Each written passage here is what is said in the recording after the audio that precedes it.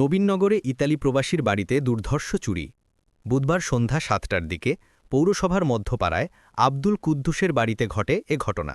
জানা যায়, চোরেরা লোহার খুন্তি ও টিউবওয়েলের হাতল দিয়ে মূল দরজা ভেঙে ঘরে প্রবেশ করে। এ সময় নীলুফা ইয়াসমিনের ঘর থেকে ৭-৮ ভরি স্বর্ণালঙ্কার, বিদেশি মুদ্রা ও একটি দামি মোবাইল ফোন লুট করে নিয়ে যায়। ঘটনার সময় বাড়িতে কেউ ছিলেন না। বিষয়টি জানানো হলে নবীনগর থানা পুলিশ ঘটনাস্থল পরিদর্শন করে তদন্তের আশ্বাস দিয়েছে। এ ঘটনায় পরিবার ও এলাকায় চরম আতঙ্ক বিরাজ করছে। মোহাম্মদ রেজাউল হক রহমত, ব্রাহ্মণবাড়িয়া। প্রবাহ নিউজ 24। প্রবাহিত হোক তথ্য, উন্মোচিত হোক সত্য। নামাজের পর পরি বলতে মাগরিবের একটু আগে আর কি আমার বোনের বাসায় গেছি।